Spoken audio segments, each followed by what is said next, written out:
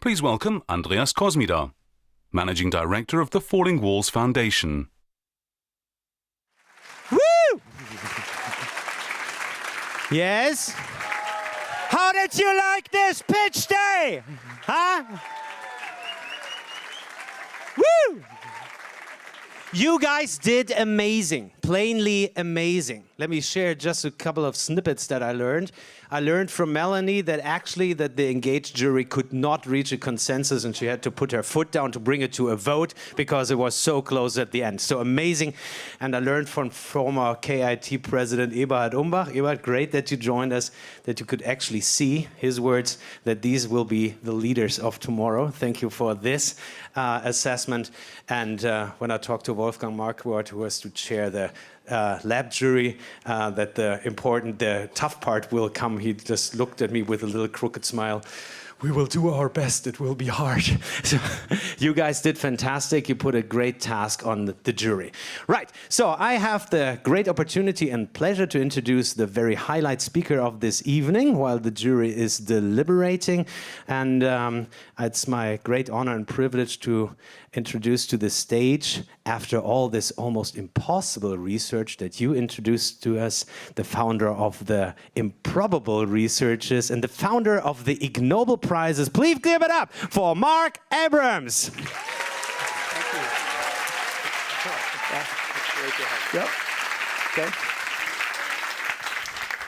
Okay, thank you, Andreas. I'm going to tell you about the Ig Nobel Prizes, and first I'm going to tell you about timekeeping. What's going to happen here is I'm going to take about 15 minutes to give you sort of the history and everything about the Ig Nobel Prizes, and then we have some living Ig Nobel Prize winners seated over here. So you'll get 2 lectures from them. 2 of them are part of a team. They will each have 5 minutes, and then after that, the bunch of us will ask each other questions, and we hope you will ask us questions. You see the quote here. This was the acceptance speech at the Ig Nobel Prize ceremony from one of the winners years ago. He said, "Life should be long, speeches should be short."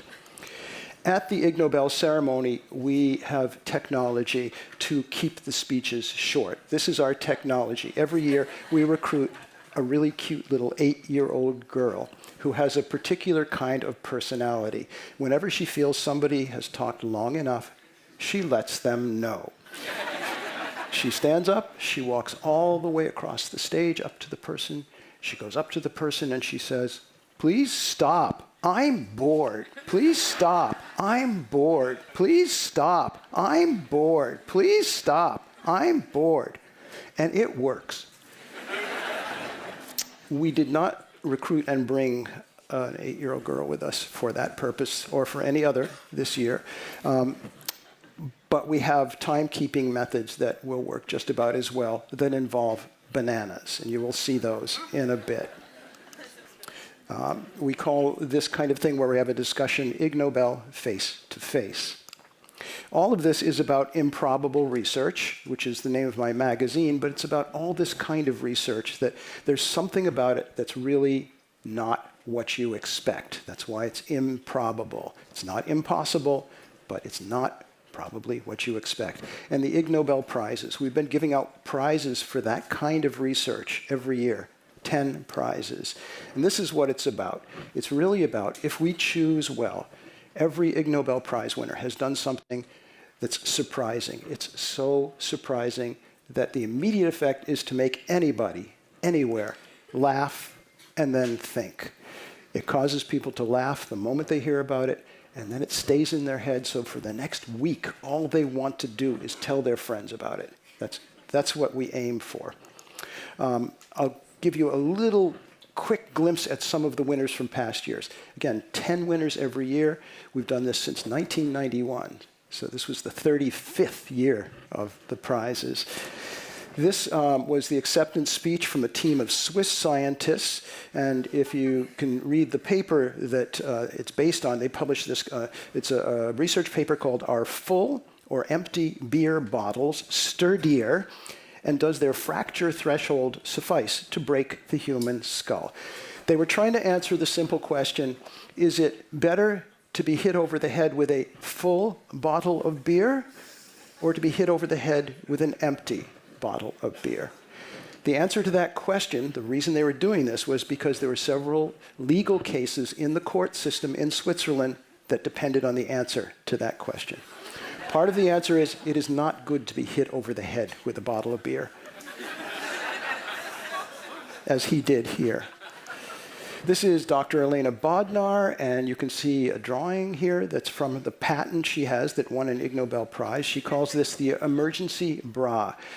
She describes it as a brassiere that in an emergency can be quickly separated into a pair of protective face masks, one for you, one for somebody else.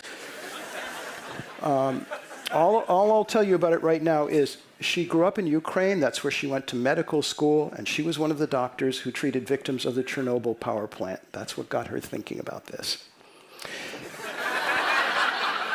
This was at the Ig Nobel ceremony. Now, at the ceremony, the winners come from around the world at their own expense because we don't have any money. Every year, the ceremony has been in the US at Harvard University or Massachusetts Institute of Technology or Boston University. And every year, we have on the stage some Nobel Prize winners who shake hands with each Ig Nobel Prize winner and hand them their prizes. So Dr. Bodnar, who invented the emergency bra, her first public demonstration was on stage. That's what you're seeing here. So she held up the bra. Actually, she reached inside her dress and pulled it out, separated it, and then she looked over at the Nobel laureates and she said, "I need 3 volunteers." That's what you're seeing. The man in black won the Ig Nobel Peace Prize. He is the inventor of karaoke. He is Japanese. The reason it was the Peace Prize was that by inventing karaoke, he invented an entirely new way for people to learn to tolerate each other. He gave his acceptance speech, and then 3 Nobel laureates came up behind him, put their arms around him, and gave him a karaoke tribute. And the whole crowd stood up and joined in. This won the Physics Prize one year. It's a research paper called Pressures Produced When Penguins Poo, Calculations on Avian Defecation. In the photograph taken from above, you see poo, excrement that comes out from penguins. This research team calculated how much pressure must build up inside a penguin to make this happen.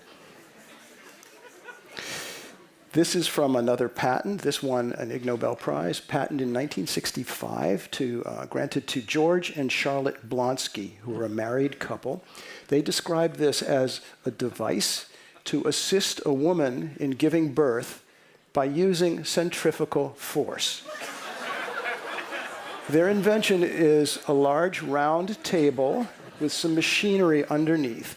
When the woman is ready to deliver her child, she lies on the table on her back. They strap her down to the table, and then the table is rotated at high speed, and the child comes flying out.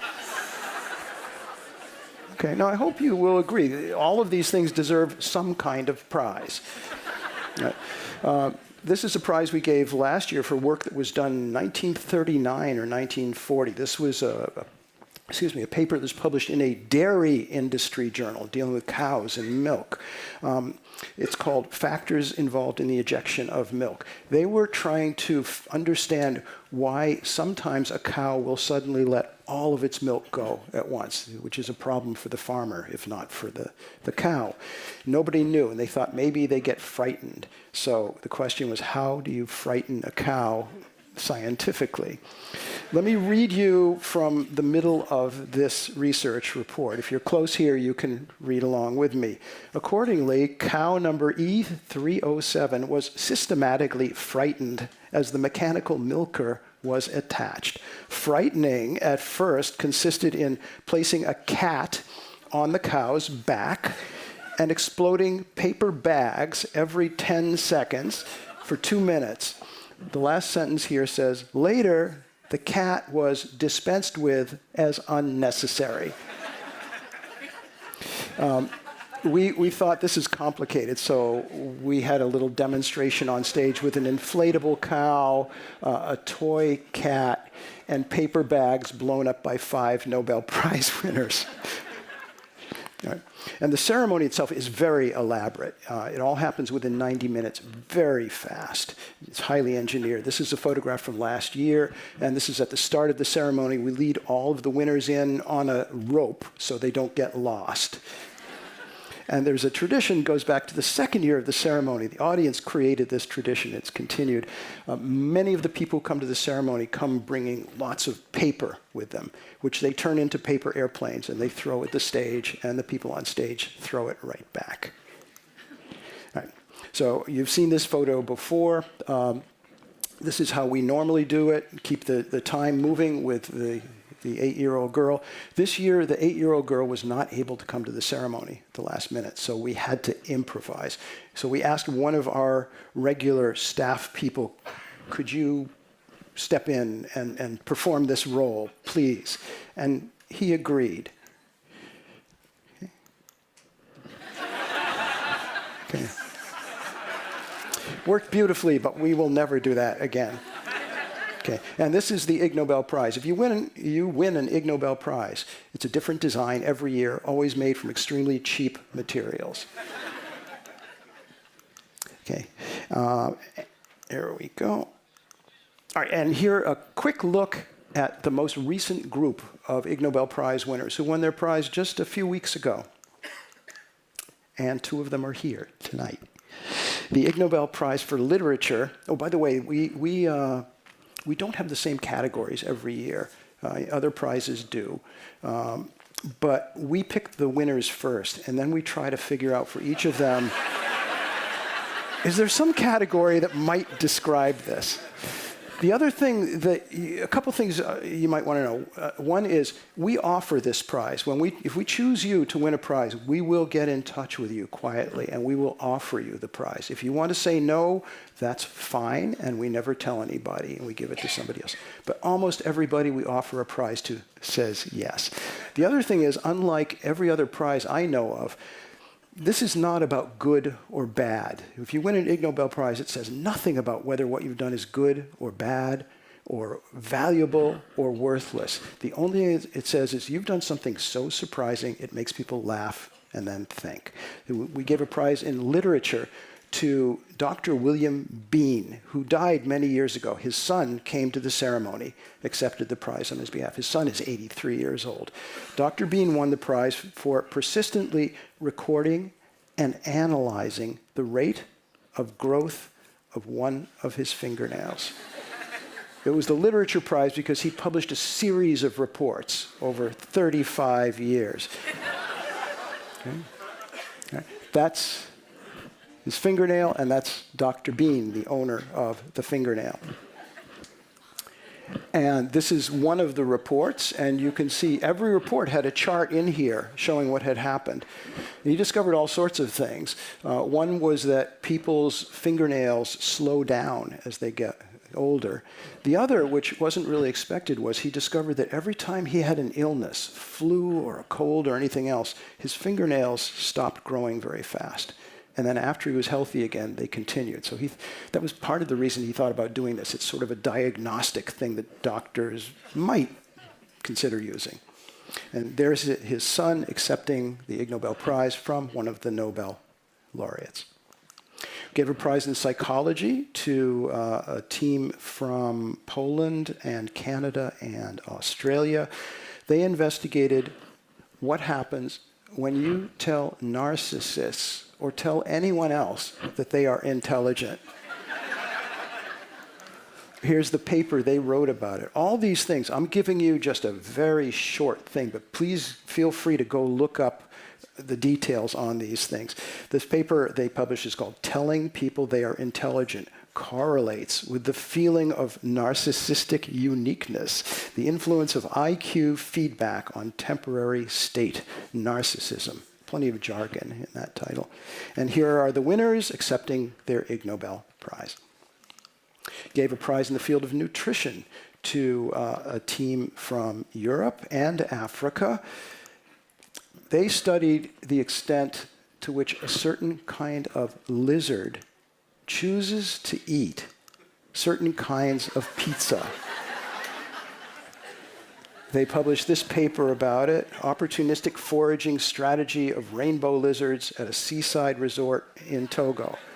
There are some flavors they absolutely refused to touch. And here's one of the winners. Gave a prize in the field of pediatrics, the study of things to do with children, especially medical things, to two scientists who studied what a nursing baby experiences when the baby's mother eats garlic. Right? Which will probably strike some of you as completely ridiculous, and some of you who are mothers and had people ask you about that and got you worrying crazily. Maybe that doesn't seem like such a crazy thing to ask. Here's the paper they published about it called Maternal Diet Affects the Sensory Qualities of Human Milk and the Nursling's Behavior. And here they are, having someone encourage them to finish their acceptance speech. Gave a prize in the field of biology to a large team of Japanese scientists who did some experiments to learn whether cows, I noticed earlier today, lots of technology here involved cows. These people did some experiments to learn whether cows painted with zebra-like striping can avoid being bitten by flies. Here's the work. And the answer to that question, they say, is yes. The cows they painted were bitten far less often by flies or by anything else. And here they are, the winners accepting their prize from a Nobel laureate, Eric Maskin, who was making a face that mirrored the design in the prize. And in the middle of the acceptance speech, he took off his normal suit and shirt, and he was dressed like a zebra underneath. The crowd went crazy. Gave a chemistry prize to a team of chemists who did experiments to test whether eating Teflon, as you may know, Teflon is a form of plastic more formally called polytetrafluoroethylene. So they tested whether eating Teflon is a good way to increase food volume and hence the feeling that you are full without increasing the calorie content of what you're eating. So you think of this, if you want, as the Teflon diet. And here's the paper they wrote about it. Yes, polytetrafluoroethylene ingestion as a way to increase food volume and hence satiety without increasing calorie content. And here's one of the winners. With attitude. We gave a peace prize, we usually do, to a team from several European countries who showed that drinking alcohol sometimes improves a person's ability to speak in a foreign language. The paper they wrote about it is called Dutch Courage. And some of you may know that phrase. Effects of acute alcohol consumption on self-ratings and observer ratings of foreign language skills. Okay, just curious, anybody here experience this same thing? Yeah. Anybody here experience the opposite? Yeah, and okay, here are two of the team members. We gave a prize in the field of engineering design to a team of scientists in India who analyzed from an engineering design perspective how foul-smelling shoes affect the good experience of using a shoe rack. The paper they wrote about it is called Smelly Shoes, an opportunity for shoe rack redesign. Now, did I mention to you that we have a timing device that we're intending to use to keep the speeches here from going on too long? It's very important that you have a timing device if you ever organize something, because if you don't, it's a miserable time for everybody. You want to use a timing device that is reliable and works, and which is hard to resist, and which may be charming, or not. Okay, thank you, bananas.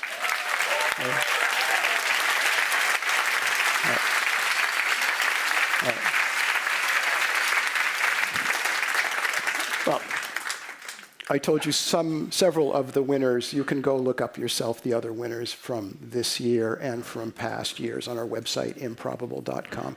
And now we're going to have 2 short lectures, each of them 5 minutes long.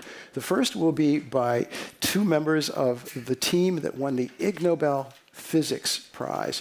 And I will let them explain to you what they did and why they did it. Please welcome, I always write down people's names, even if I've known them for 20 years, because you know what it's like when you're announcing. So please welcome Ivan. Yes. Ivan, they're both Italian originally, but did the work in Germany. Ivan de Terlizzi and Vincenzo Schimmenti.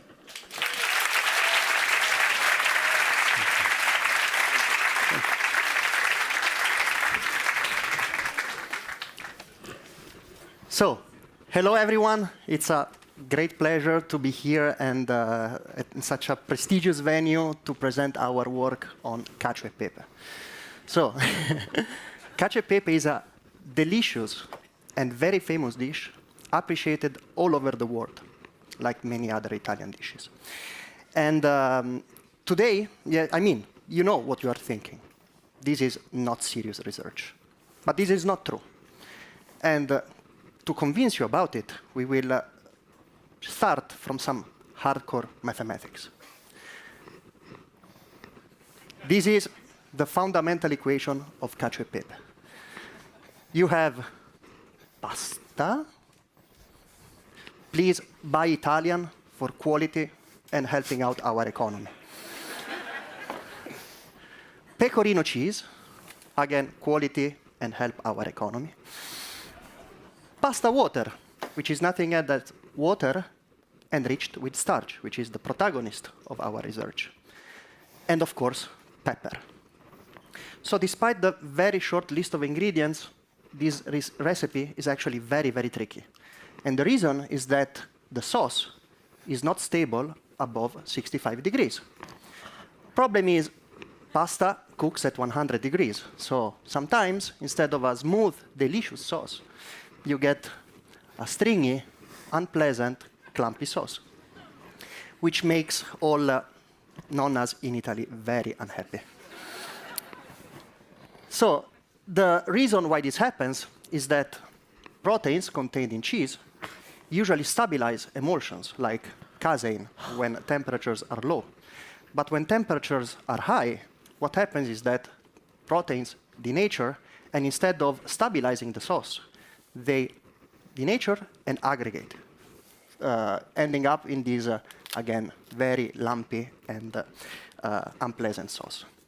So you see, this is a phase transition. So this phenomenon triggered our curiosity as physicists. So what we decided to do was to design a cutting-edge, state-of-the-art, AI-driven, soon to be patented experimental apparatus, which we built in our kitchen. And I'm trying to do business here. Doesn't work. Help me. Wait 1 second. It's important. Wait 1 second. So, don't do this at home. Buy a... Did you see that? Here it's more practical. Thank you, Ivan. So as you can see, we used a sous vide cooker, a broken pot,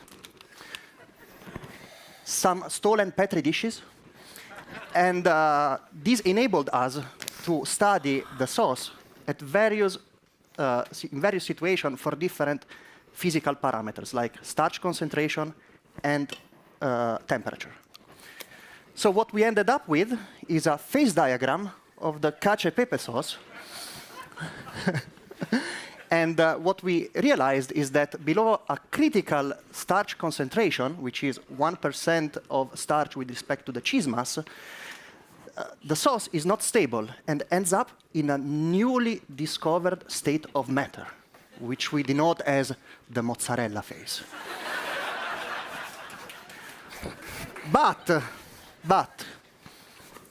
theory is nice, but to do business, you need a final product. So we decided to develop a scientifically optimized recipe that doesn't look at all like what Vincenzo just did. What?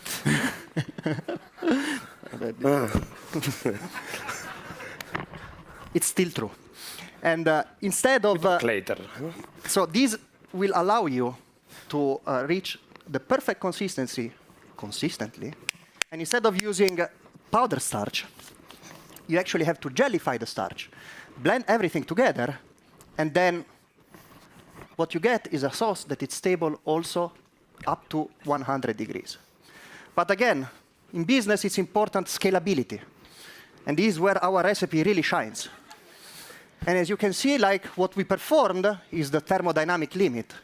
And it was so successful that even some very important media outlet noticed it. And they also found time to deal with some minor geopolitical issues. Again, this is our kitchen. And thank you. So, thank you all for listening to me. This is our families that came to Boston with us. And there was my mom, some grandmas. And we are very happy about it. And thank you very much for your attention.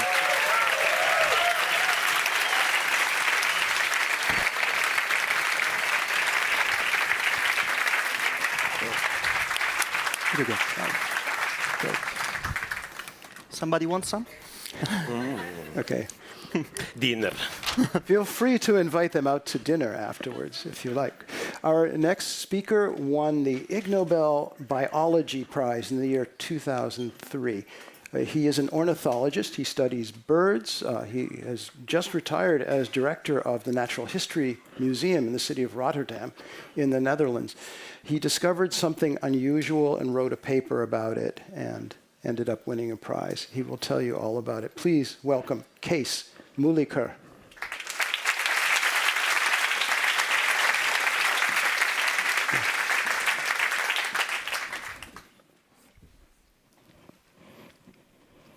Good afternoon. This is the Natural History Museum in Rotterdam, where I worked for 37 years in a row.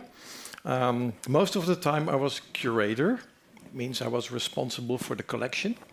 Collection of animals, collection of dead animals. And in 1995, the museum got an interesting new building. It was made of glass. It was a beautifully designed architectural masterpiece. But it was a real bird killer. You may know birds. Birds don't break walls. Birds don't break windows. They get killed by it. And in those years, in the early 90s, it meant work for the bird department. And all the birds that crashed into the building got a place in the bird collection for the museum. So it became kind of fun for me, all those birds. And I developed the absolute ear for birds that crashed against the window. But on June 5th, 1995, I heard this tremendous loud bang against the window of my office. And then I looked out of the office and I said this. I saw this. The bird that crashed was a mallard, a stokente. But next to the dead duck was a live duck. Then this happened. The live duck mounted the dead duck and started to copulate. Well, I'm a biologist, I'm an ornithologist, I know bird literature, but I said, oh, this is something strange. One is dead, one is alive, there's copulation, that's necrophilia. And if you look careful at the birds, they're both of the male sex, homosexual necrophilia. So I took my camera, took my notebook, and I started to watch this behavior because I thought this must be new to science. And I had plenty of time. I watched it for 75 minutes. After 75 minutes, well, I had seen enough. I was getting hungry. I wanted to go home. But before I went home, I took the bird, I took the dead duck into the museum, of course, to be prepared. I put it in the freezer and I checked the sex. It was indeed of the male sex. Here is the duck's penis. It's pretty rare to see duck's penises, but here is for you tonight, a picture of a duck's penis.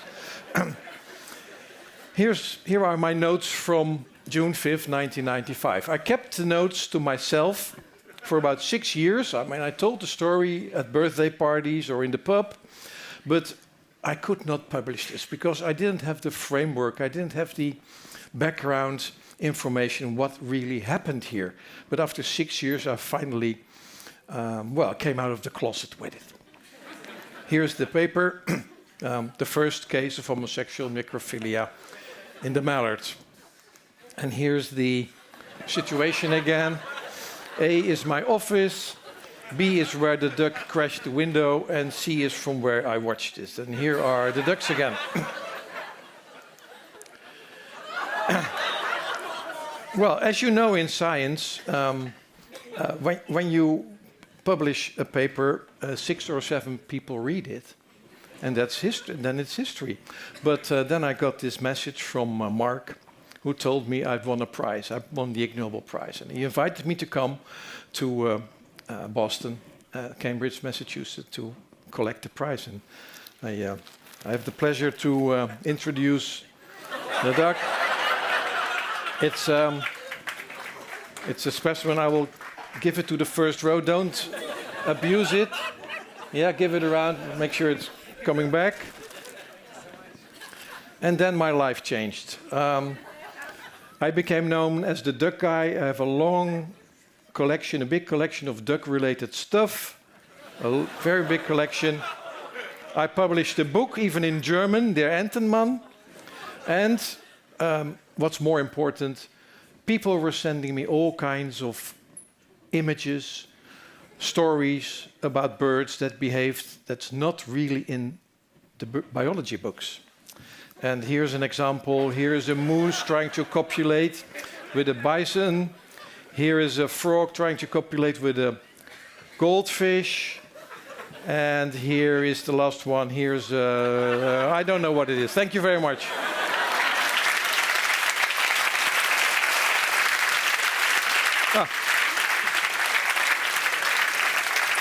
Where's the duck? All right, all right. Give it back. We have time to let it go Okay, around while we're... Yeah. Okay. Yeah. So what we're going to do for the rest of the time is stand here and display ourselves and ask each other questions about the work that was done. We'll ask a few questions, and then if you have some questions, just raise your arm, and we will have a discussion. Okay? And please do take care of that duck. That's a historic duck. Okay. No matter how tempting, don't chew on it. Okay. Kees, do you have any questions for the pasta guys?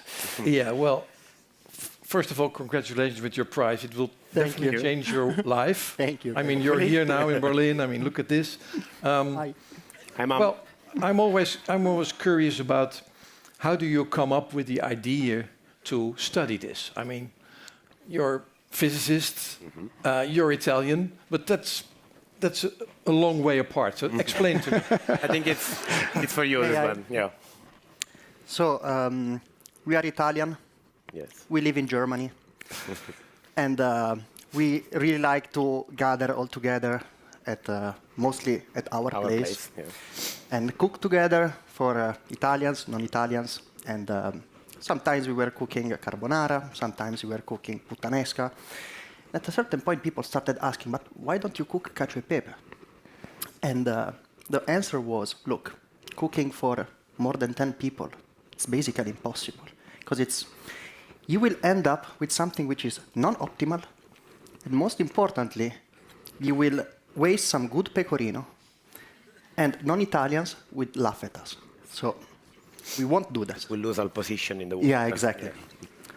So at a certain point, we started saying, like, but actually, this is a very interesting phenomenon. Yeah. Like, why does it happen? So we looked a little bit in the literature, and some people, of course, tackle the problem, but not with the right scientific rigor. So we started saying, well, maybe we could do it. And it became a joke for a very long time, when we will do the face separation in cacio e pepe. We were very careful, right? Face separation. Right? Yeah, because in our institute, one big part of the research is this phase separation, which is very important for Alzheimer's, for example, and organelle formation in cells. And we said, this looks the same. So, which actually it's not the same, but like that was the idea at the beginning. Yeah. And then it actually happened. Like a lot of people went away from Dresden, and we said we need an excuse to meet all together, have fun, eat, but at least with a pseudo-scientific reason. So we said, okay, let's put 8 Italians in a kitchen for one weekend, and let's see what happens. And then after like some days of trying and like using broken pots, we burned a lot of pecorino with that at the beginning. We realized that actually this was doable. Okay. And then I would say the rest is history. Yeah, no? that's the history. Yeah. And then you did it. Have you been getting any angry response from Italian cooks? Slightly at the beginning. Oh, you know, but your technique is different from the traditional. Yes. Okay. So, in what differentiates the? I'm trying to be a bit scientific, like the tone, and like we introduced an alien ingredient, which is starch, which in principle is in the pasta water, right? But we add it in the preparation of the sauce to stabilize, as Ivan skillfully explained before. And I mean, still in the science community, like people were happy. We were shared by Giorgio Parisi, Nobel Prize winner of some years ago. We were very happy about that.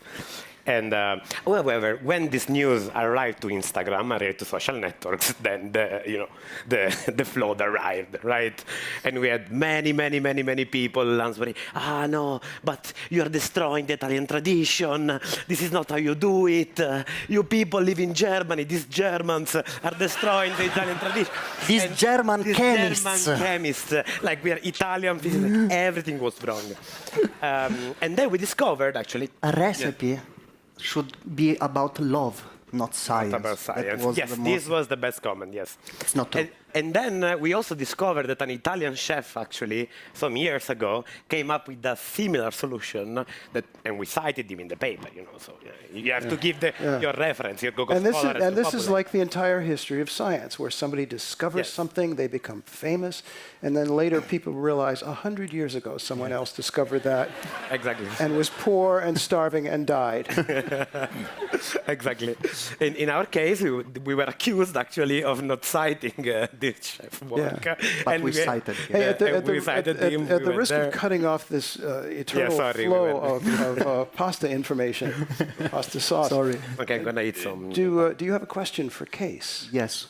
I will be very direct, so I apologize in advance. Okay. Why do you like birds so much? Well, birds are everywhere. True. They're easy to observe, even with your bare eye or with your telephone, or if you take a little pair of binoculars. And they do strange things. I mean, you can always discover something when you study birds. I mean, if you study nature, you can do discoveries, but birds are very, very interesting and very obvious. They're everywhere, and you can actually, make a discovery like I did. Yeah, makes sense. And may I follow up on that? Like, is it reproducible? This Could you clarify what you mean? They were reproducing. They were reproducing. No, okay, yes. That's a different interpretation of the word. Yes, absolutely. What I mean is that did you happen to observe a similar behavior either in ducks again? Well, or not myself, because this is a chance event. I mean, just June 5th, 1995. But Netherlands is not special for this. It's not really special, but after I published it, and especially after I won the Ig Nobel Prize, a lot of people were sending me their observations, and also from researchers who happen to have a book in their library from the 1920s, for example, about penguins, and it's there. It was published, but it was hidden. The words were different, but the behavior was there. And I've compiled now I call it the necrophilia files. It ranges to 90 vertebrate species, so animals with backbones, from birds, mammals, frogs. What's the largest animal that you're aware of? A whale. I mean, that did that. Yeah. There's a documented case. There's. How did they document that? They had these underwater cameras monitoring whale behavior, and it was there. Yeah. And there was a recent case in Italy because people use these wildlife cameras, camera traps. Mm-hmm. They put them everywhere, so you can just go to sleep and put it in a forest, and then if something happens in the forest. And there was a case in the north of Italy of a badger who found a dead badger decomposed. Okay, that's the next stage. It's there. It happened. Yep. And sorry, if I can take like the last really curiosity. Do you know if there is any evolutionary advantage to this behavior? No, that's the key question, of course. Why? Well, basically, you cannot say it's a mistake because in nature and especially in evolution there are no mistakes. But when it is a kind of coincidence between involving the season, so it has to be the breeding season. Yes. The sudden death, it means the victim must be dead in a sudden dramatic way, like traffic or hunting or a glass window. If a bird dies or an animal dies of old age, hidden away, nothing will happen. And then, of course, there is also so the hormones are there, the season, and it can happen. Okay. Yeah. And Kees, there was almost a ritual. Wasn't there an incident involving a bison? Yeah. Could you tell about that a little bit? The bison. It was a moose who it was. I think it was in Montana somewhere. Yeah. There was a statue of a bronze bison, and I showed it to you there. And the bison was there for ages, and then there was a moose in, let's say, breeding condition, and he tried to copulate with this statue, and it caused a traffic jam. And for example, also in frogs and toads, it's very common for frogs and toads to copulate with almost anything. So the shape plays a role. The shape or your shoe or whatever.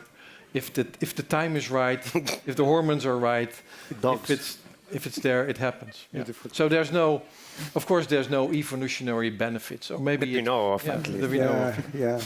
Hey, let me ask a pasta-related question. There's been a lot of other scientific research involving pasta, and some of it has won an Ig Nobel Prize. Mm-hmm. Could you talk about one or two cases that intrigue you especially? I mean, the most famous is about spaghetti, right? Yeah. So this was a question posed by Richard Feynman actually already.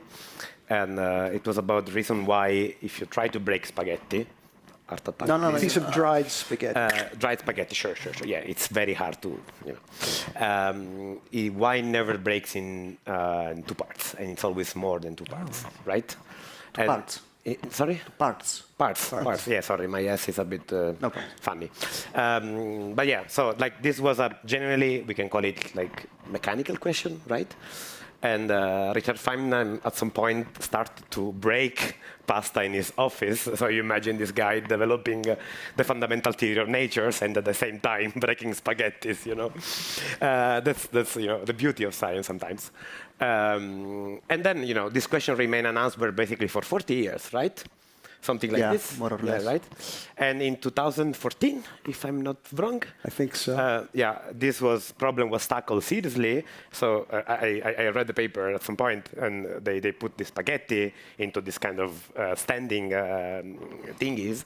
And they really, with a high-speed camera, they observed, and they saw that the way, like along the spaghetti, along the spaghetto. This is the singular of spaghetti, just for, or the noodle, if you are in Germany.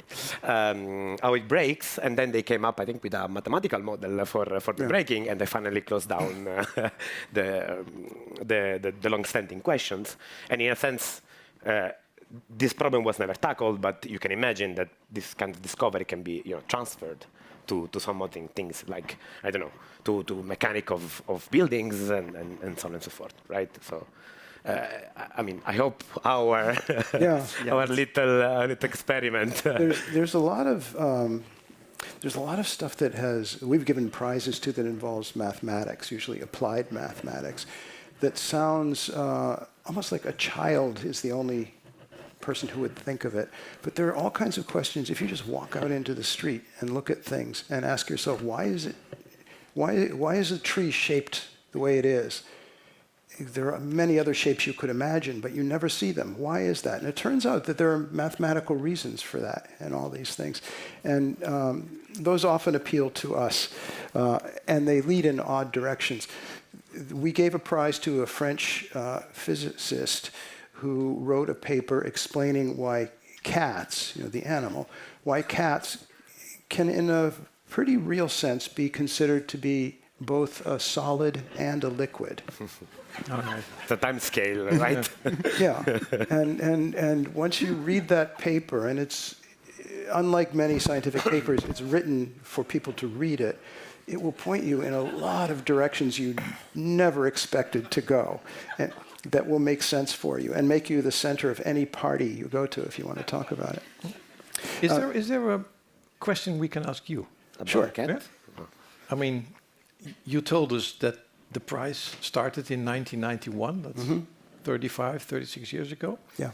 What happened in your brain when you decided, I want this prize to be something that's given out every year? I'll talk about this more in detail on Friday. Or Saturday. I'm doing a fireside chat about it. But the quick version is everything involved with the Ig Nobel Prizes and the magazine. I really was doing stuff like this when I was a little kid, but not in an organized way. And I never saw any adults doing things like this, so I never dreamed of doing this when I was an adult. But I found as I got older, I was writing things and collecting.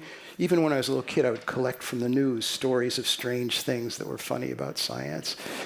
And eventually, I got the idea in my head that of all these things I'm writing and I give to a few friends, what would happen if I try to get something published? Because I never tried. So I sent some things off to a magazine, and I got a telephone call from a man who said, "Hi, I'm the publisher of the magazine. I got your articles. Would you be the editor of the magazine?" So this entered me into a different world. And immediately I was starting to meet lots of inventors and scientists who've done, I was going to say things like this, but there's nothing to compare to anything. But that was the point. These really unusual things, and most of these people, nobody knew they existed. And I kept thinking, this is wrong. Somebody should do something. And then I realized, well, we have a little magazine. We can do something. So we started a little prize ceremony every year to pick out, let's say, 10 of these from around the world. Let's invite them to come. And also I'd been meeting a lot of scientists and journalists and even some very famous scientists. So I invited 4 Nobel Prize winners to come to the first ceremony and hand out the prizes, and they all said, okay. And they showed up. Journalists showed up. It got tremendous amounts of attention. Somebody introduced me to a person who ran the museum at MIT, the engineering school in Massachusetts, who said, do you have a place to have this? No. Do you want to have it here? Sure. So we had a place. And it was a period of a few months when just everything seemed to go right. And it got so much happy attention, the next year we could do it on a much bigger scale, and that's continued ever since. Okay. Yeah. So I should say to you, if you know of somebody or team that really deserves an Ig Nobel Prize, the first moment you heard what they did, you started laughing, and then it stayed in your head, so you started telling people. And you think anybody is going to react this way, tell us. That's how we learn about almost all of these things. We get, in a typical year, something like 10,000 new nominations. And we're always looking. We is a big group of people, almost all volunteers, spread all around the world. And we argue over these things when they come in. We argue like crazy over these things. It's okay to nominate yourself. Consistently, between 10 and 20% of the nominations are people nominating themselves. They almost never win. But a few times they have. So don't be shy. If you think you've done something that should get some attention, please tell us. Okay? Again, wait till the end of this session, but then just tell us. Okay. I think it's time we should start asking, do you have any questions for any of the winners? Yeah, and whoever has the microphone should, if you can just pick. Many questions. Yes. I didn't remember. Hi there. So I'm not sure to whom this is, so you can pick that. But you started by saying that you're talking about improbable science. But there's a lot of improbable science. And what you're actually talking about is funny science, which is better, because humor is really missing from Well, actually, the way I think about it is almost all science starts out feeling improbable. If you talk to anybody who got lucky, they discovered something, and then the world discovered it and it became famous and maybe even made a lot of money or something, if you really push them for the story of, the week you thought of this, what happened? Did everybody get excited when you told them? And the answer always is no, they didn't want to pay any attention. They thought I was stupid or crazy, and they ignored me. Almost all science starts that way. But by the time it becomes famous, the story changes. And by the time it's taught in school, we're all taught a very different story. This amazing genius discovered this, and the whole world instantly realized how wonderful it was. That doesn't happen very often. Yeah, exactly. So that's my point. But you're touching something that is missing, at least in science communication, and sometimes also in scientific work, which is humor. I agree. And I'm wondering if you have an ideas about how humor can be more part of not just Ig Nobel science, but of the regular science. Where should it appear, and how can it be part of science? Okay. Here's the simple answer to that, which is probably the whole answer. Don't try to tell jokes about it. But when you talk to people, not other scientists, when you talk to your family or your friends, when you see them start to laugh, write down the words you used. And the next time you tell the story, try those words again and see if other people react. That way, you discover genuinely funny things. You've tested it. You know it's funny, and you're not telling jokes. And the moment they realize you're not telling a joke, he was telling me something that's real, and I can go and look at it, that's when it's really funny to them. Thank you.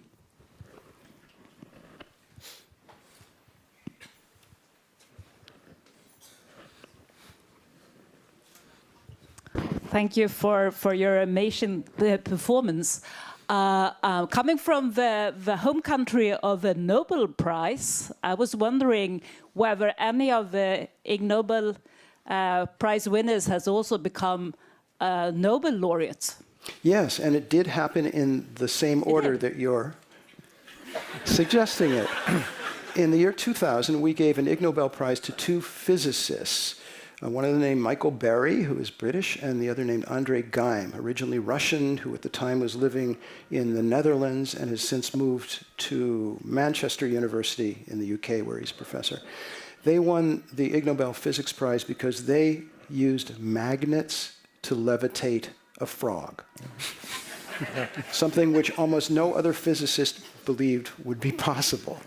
And then they wrote a paper explaining the physics of how that works. 10 years later, Andrei Geim, same person, was awarded a Nobel Prize, also in physics, for something that sounded even goofier, which I won't go into here. You can look it up yourself.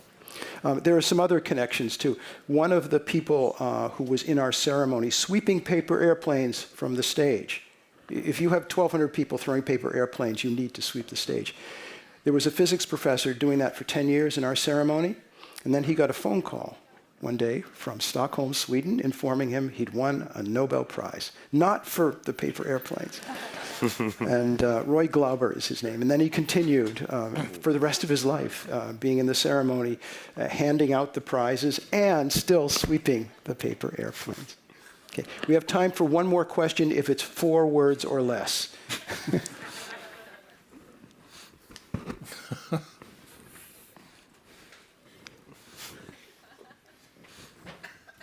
Your favorite Ig Nobel? I'll let Kees answer that. Well, let me think. That's 1 second. I think the sword swallowing and its side effects. Yeah. Look it up. Look it up. Yeah. Yeah, there was a medical paper in the British Medical Journal. Yeah. Thank you. Okay, bananas, don't go away. Okay. So thank you all for coming. Can I have my duck back, please? Yeah, we need the duck. Okay, good. Thank we you. need the duck back. It's there. Okay. Yeah, thank you. Sorry. Okay. Yeah. Thank you all, everyone at Falling Walls for inviting us. Thank you all for coming. Thank you, Kees. Thank you, Ivan. Thank you, dear Mozzarella Face. And most of all, thank you to the bananas. Thanks.